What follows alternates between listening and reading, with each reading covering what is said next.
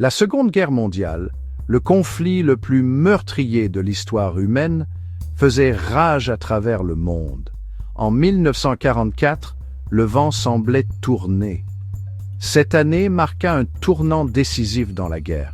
L'Allemagne nazie, dirigée par Adolf Hitler, avait subi des pertes considérables sur le front de l'Est contre l'Union soviétique. Les forces alliées, principalement les États-Unis, la Grande-Bretagne et le Canada, gagnaient en puissance. Elles cherchaient à ouvrir un second front en Europe occidentale pour libérer la France occupée par les Allemands. Cette opération, la plus grande invasion amphibie jamais tentée, allait être connue sous le nom de Jour J. L'année 1944 apporta un sentiment d'anticipation et d'appréhension. Les Alliés savaient que la victoire contre l'Allemagne nazie était possible, mais qu'elle aurait un coût élevé. L'invasion prévue de la Normandie était une entreprise massive, exigeant une planification méticuleuse, une coordination sans faille et un courage inébranlable. Le débarquement de Normandie, nom de code Opération Overlord, fut un triomphe de la planification stratégique et de la logistique. Les Alliés ont choisi les côtes normandes pour l'invasion, faisant croire aux Allemands que l'attaque aurait lieu au niveau du Pas-de-Calais.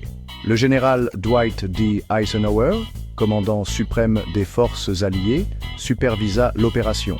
Le général britannique Bernard Montgomery, connu pour sa planification minutieuse, dirigea les forces terrestres. L'opération impliquait une interaction complexe des forces aériennes, terrestres et maritimes.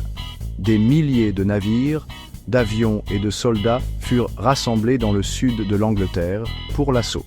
Le plan prévoyait des débarquements sur 5 plages, nommées Utah, Omaha, Gold, Juno et Sword. Chaque plage présentait des défis uniques en termes de terrain et de défense allemande. Le succès du jour J reposait sur les épaules d'innombrables individus, chacun jouant un rôle vital dans l'opération. Le général Dwight D. Eisenhower portait l'immense responsabilité de commander les forces alliées. Son leadership et sa capacité à unir des nations diverses se sont avérés cruciaux.